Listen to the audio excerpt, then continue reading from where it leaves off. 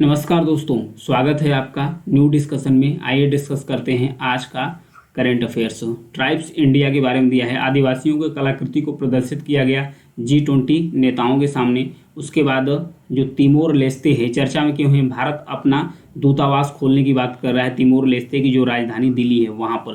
फिर यहाँ पर कावेरी वाइल्ड लाइफ सेंचुरी है, ये चर्चा में क्यों है इसके बारे में जानेंगे। और जो सफ़ेद सांबर हिरन है इसके बारे में भी जानेंगे।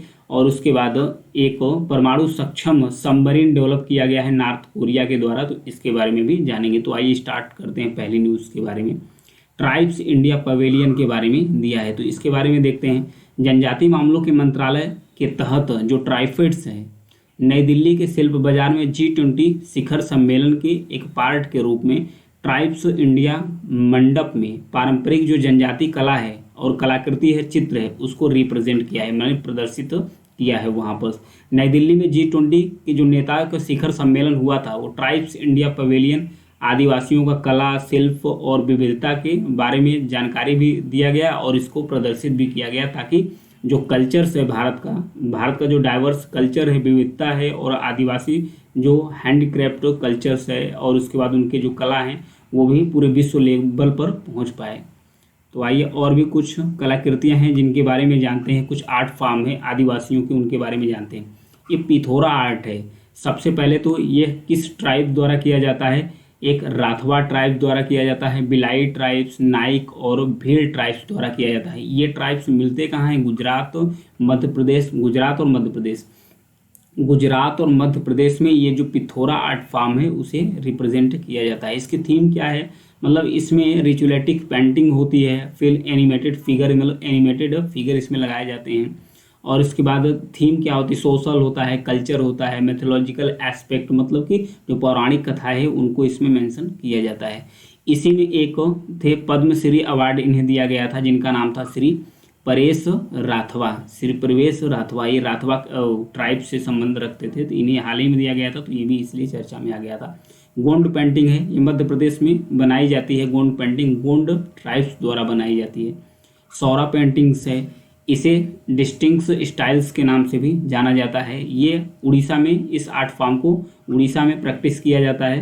तो यह सौर्य जो ट्राइब्स है उड़ीसा के अंतर्गत उसके द्वारा किया जाता है। अंगोरा और पश्मीना शाल है, ये हाई क्वालिटीज़ की शाल है, ध्यान रखिएगा, ये हाई क्वालिटीज़ की शाल है। यह लेह लद्दाख और हिमाचल प्रदेश में वहाँ के ट्राइब्स द्वारा बनाई जाती है। कलरफुल ज्वेलरी से इसे किसके द्वारा बनाया जाता है, कोन्याक ट्राइब्स द्वारा बनाया जाता है, जो नागालैंड में पाई जाती है। कहाँ पर पाई जाती है, नागालैंड में पाई जाती है कोन्याक ट्राइब्स, उसके द्वारा बनाया जाता है कलरफुल ज्वेलरीज। फिर नीचे है महेश्वरी सिल्क साड़ी है, ये ट्रेडिशनल सिल्क साड़ी है। ट्रेडिशनल मतलब परंपरागत रूप की सिल्क साड़ी है, इसे मध्य प्रदेश में बनाया जाता है। ध्यान रखिएगा, जो महेश्वरी सिल्क साड़ी है कहाँ बनाया जाता है, मध्य प्रदेश में बनाया जाता है। नीचे है डोकरा ज्वेलरी से, ये हैंडीक्राफ्टेड है। हैंडीक्राफ्टेड मतलब कि हाथ के द्वारा इसे बनाया जाता है। इसमें मेटल्स होते हैं, बीड्स होते हैं, कलरफुल ग्लास होते हैं, पीसेस होते हैं, वुडेंस बॉल्स होते हैं, लकड़ी के गुट्टे होते हैं, ये सब सारी चीज़ों को मिलाकर इसे बनाया जाता है। ये कहाँ बनाया जाता है, डोकरा ज्वेलरीज, ये वेस्ट बंगाल, उड़ीसा, छत्तीसगढ़ और मध्य प्रदेश। ध्यान रखिएगा, वेस्ट बंगाल, उड़ीसा, छत्तीसगढ़ और मध्य प्रदेश में ये सब बनाए जाते हैं। तो नाम याद रखिए, इंपॉर्टेंट क्वेश्चन इससे बन जाएगा। फिनटेक संस्थाओं के लिए एक स्वनियामक संगठन की बात हो रही है, तो इसके बारे में जानेंगे। RBI यानी रिजर्व बैंक ऑफ इंडिया ने फिनटेक संस्थाओं के लिए एक स्वनियामक संगठन यानी SRO सेल्फ रेगुलेटरी ऑर्गेनाइजेशन की स्थापना का प्रस्ताव दिया है। किसके द्वारा दिया गया है, RBI के द्वारा दिया गया है। सबसे पहले फिनटेक संस्था या फिनटेक कंपनी के बारे में जानते हैं। यह एक प्रौद्योगिकी के माध्यम से, ध्यान रखिएगा, यह एक प्रौद्योगिकी के माध्यम से वित्तीय सेवाओं को प्रदान करता है। वित्तीय सेवाएं मतलब होता है कि पैसों का लेन देन करता है टेक्नोलॉजी के माध्यम से। जैसे फिनटेक कंपनी या फिनटेक संस्थाएं होती क्या है, जैसे कि पेटीएम हो गया, गूगल पे हो गया, फ़ोन पे हो गया, ये सब क्या है, फिनटेक संस्थाएं हैं। तो इसको रेगुलेट करने के लिए, इसको मतलब कि स्वनियामक मतलब खुद से रेगुलेट करने के लिए एक संस्था बनाई गई है, SRO, जिसका नाम है सेल्फ रेगुलेटरी ऑर्गेनाइजेशन। यह एक गैर सरकारी संगठन है, NGO है। इसका काम क्या है, ग्राहकों को सुरक्षा सुनिश्चित करना, नैतिकता और समानता बढ़ाना, और जो व्यवसायीकरण है उसको प्रमोट्स करना। ये काम क्या करेगी, उद्योग के जो नियम है, जो भी इंडस्ट्री के नियम है उसको निर्धारित करेगी और लागू भी करेगी ताकि निष्पक्षता को बनाए रखा जा सके। नेक्स्ट, ये काम किस तरीके से करती है इसके बारे में जानेंगे। What will the SRO does, यह सेट ग्राउंड रूल्स, मतलब कि जो ग्राउंड लेवल पर रूल्स है उसको सेट करेगी, प्लस सर्विलेंस सिस्टम की मतलब जो निगरानी प्रणाली है उसको और भी मजबूत करेगी। क्रिएट ए स्टैंडर्डाइजेशन प्रोसेस को और भी स्टैंडर्ड्स ये बनाएगी। Licence between the industry and regulators, ये नियामक संस्था और इंडस्ट्री यानी कि जो उद्योग है दोनों के बीच में एक कड़ी का काम करेगा। एलिजिबिलिटी के बारे में बात करें, नॉट फॉर प्रॉफिट कंपनी है, ये कोई प्रॉफिट कंपनी नहीं है, ओनली रेगुलेटेड है, ये केवल रेगुलेट करती है। आरबीआई द्वारा अप्रूवल्स, अगर इसके बोर्ड ऑफ डायरेक्टर्स की आवश्यकता पड़ेगी तो इसको आरबीआई से अप्रूवल लेने की आवश्यकता पड़ेगी। तो ये है group of bank and non bank members और टू अप्लाइज, मतलब इसके लिए जो एसआरओ है इसकी मेंबरशिप के लिए चाहे कोई बैंक का मेंबर्स हो चाहे नॉन बैंक मतलब गैर बैंकिंग का मेंबर्स हो वो भी इसके लिए अप्लाई कर सकता है। आगे बढ़ेंगे, अनिवार्य हॉल मार्किंग के बारे में दिया है, तो अभी चर्चा में क्यों है, क्योंकि 2021 में भारत में अनिवार्य हॉल मार्किंग लागू कर दिया गया था, तो उसका तीसरा चरण स्टार्ट हुआ है। तीसरे चरण में 8 सितंबर से 2023 को तीसरा चरण स्टार्ट हो गया है। इसमें हुआ क्या है, 55 और भी जिलों को ऐड किया गया है, 55 और भी जिलों को ऐड कर दिया गया है तीसरे चरण में। तो अब टोटल जिलों की संख्या कितनी होगी, 343, यानी 343 जिलों की संख्या टोटल हो गई किसको, जहां पर अनिवार्य हॉल मार्किंग लागू हो गया है। तो पहले हॉल मार्किंग के बारे में जानेंगे। हॉल मार्किंग होता क्या है, जैसे आभूषण हो गए या कोई भी कीमती धातु हो गई, उसकी गुणवत्ता को सुनिश्चित करने के लिए एक टिकट की तरह हॉलमार्क होता है, एक टिकट की तरह हॉलमार्क भी दिया जाता है ताकि यह सुनिश्चित किया जा सके कि धातु कितनी शुद्ध या कितनी अच्छी है। हॉलमार्किंग योजना का जो मुख्य उद्देश्य है यही है कि मिलावट से बचना और निर्माताओं को बचाना और जो सुंदर कानून नियम है उसे लागू करना। भारत में अगर हॉलमार्किंग प्रोसेस की बात करें तो भारत में फिलहाल केवल 2 धातुओं पर लागू होता है। भारत में फिलहाल केवल 2 धातुओं पर, एक है सोना, दूसरा है चांदी। इन 2 धातुओं पर अनिवार्य हॉल मार्किंग लागू की गई है। वो भी जो अनिवार्य हॉल मार्किंग है कितने कैरेट सोने पर लागू हुई है, 14 कैरेट्स, 18 कैरेट्स, 22 कैरेट्स। ये कैरेट्स क्या होता है, ये शुद्धता का मापक होता है, जो सोना होता है उसके शुद्धता का मापक होता है। हालांकि जो शुद्ध सोना होता है वो 24 कैरेट का होता है। कितने का होता है, 24 कैरेट्स का होता है, लेकिन 24 शुद्ध सोने से आभूषण नहीं बन पाते तो उसे 22 कैरेट ही मान दिया जाता है कि 22 कैरेट का जो आभूषण बना है सबसे शुद्ध है।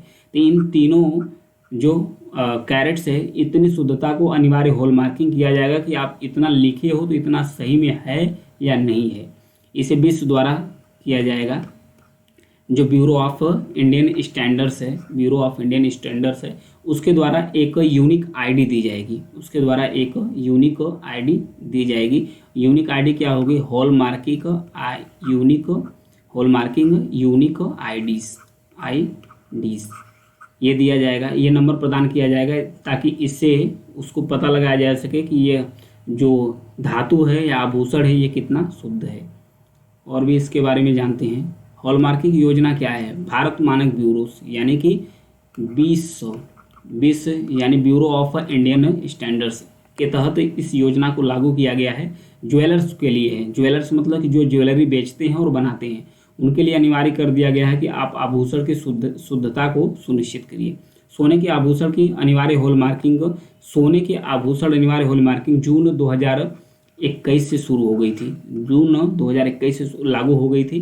पहले चरण में 23 जून, ध्यान रखिएगा, पहले चरण में 23 जून 2021 में देश के 256 जिलों में लागू हुई थी केवल, ध्यान रखिएगा, देश के केवल 256 जिले में लागू हुई थी। और दूसरे चरण में 32 और जिलों को ऐड किया गया। जो सेकेंड चरण है उसमें 32 और जिलों को ऐड किया गया। फिर उसके बाद जो थर्ड चरण है जो अभी 8 सितंबर को शुरू हुआ है उसमें 55 और जिलों को ऐड कर दिया गया है। टोटल जिलों की संख्या कितनी होगी, 343। योजना का वही उद्देश्य है, सोने या चांदी की गुणवत्ता के कारण जो उपभोक्ताओं का जो उत्पीड़न होता है, हरासमेंट होता है, उसको रोकना। नेक्स्ट, सफ़ेद सांभर हिरण के बारे में दिया है, चर्चा में क्यों है इसके बारे में जानेंगे। हाल ही में शोधकर्ताओं द्वारा भारत के जो कर्नाटक राज्य है उसका एक वाइल्ड लाइफ सेंचुरी है जिसको कहते हैं कावेरी वन्यजीव अभ्यारण्य, उसमें एक ल्यूसिज्म, ध्यान रखिएगा, ल्यूसिज्म नामक बीमारी से पीड़ित एक सफ़ेद सांभर हिरण की दुर्लभ दुर्लभ हिरण देखी गई।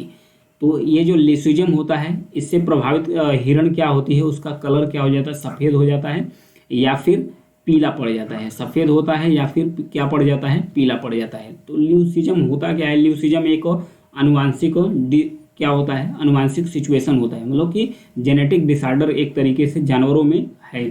यह करता क्या है, जानवरों का जो त्वचा है या पंख है या उसके जो फर है उसके रंजकता को प्रभावित करता है। रंजकता मतलब उसके कलर को क्या करता है, प्रभावित करता है, उसके कलर्स को हटा देता है। तो आइए जानते हैं कावेरी वन्यजीव अभ्यारण्य के बारे में। कावेरी वन्यजीव अभ्यारण्य 3 जिलों में फैली हुई है। बेसिकली ये कितने जिलों में फैली हुई है, 3 जिलों में। इसके उत्तर में बनेरघट्टा राष्ट्रीय उद्यान है, दक्षिण में बिलगिरी रंगास्वामी मंदिर टाइगर रिजर्व और माले महदेश्वरा हिल्स वन्यजीव अभ्यारण्य स्थित है। इसके बीच में है कावेरी वन्यजीव अभ्यारण्य। आइए मैप में देख लेते हैं। यह है कावेरी वाइल्ड लाइफ सेंचुरी यानी वन्यजीव अभ्यारण्य। इसके उत्तर में यहाँ पर देखिए बनेरघट्टा नेशनल पार्क है। ये 3 जिलों में फैली हुई है, कर्नाटक के 3 जिलों में फैली हुई है। इसके नीचे कौन है, बिलगिरी रंगास्वामी जो मंदिर टाइगर रिजर्व है वो है इसके दक्षिण में स्थित। तो ये था इसके बारे में। आगे बढ़ेंगे। आगे परमाणु हथियारों से लैस पनडुब्बी।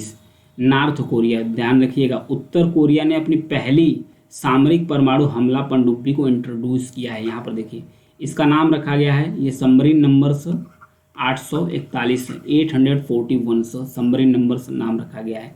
इसे किस नाम से जानते हैं, हीरो किम कुन ओ के नाम से जानते हैं। हीरो किम कुन ओ के नाम से भी इस पनडुब्बी को जाना जाता है। यह पनडुब्बी 1970 के दशक में, ध्यान रखिएगा, 1970 के दशक में चीन से प्राप्त हुआ था। किसको, नॉर्थ कोरिया। नॉर्थ कोरिया किससे लिया था, चीन से। चीन को किससे मिला था, सोवियत यूनियन से। सोवियत यूनियन से चीन खरीदा था। फिर चीन से कौन ले लिया, नॉर्थ कोरिया ले लिया। नॉर्थ कोरिया ने इसी को उन्नत श्रेणी में, जो रोमियो श्रेणी की पनडुब्बी थी, इसी का उन्नत संस्करण बनाकर हीरो किम कुन ओ के नाम से एक नया पनडुब्बी थी, परमाणु पनडुब्बी थी, इसे इंट्रोड्यूस किया गया किसके द्वारा, नॉर्थ कोरिया के जो डिक्टेटर है वहाँ। इसमें 10 लॉन्च ट्यूब लगे हुए हैं। इसका मतलब यह है कि यह बैलिस्टिक मिसाइल और क्रूज मिसाइलों को अपने साथ ले जा सकती है। आगे बढ़ेंगे। एक एक्सरसाइज है जिसका नाम है वरुण 23।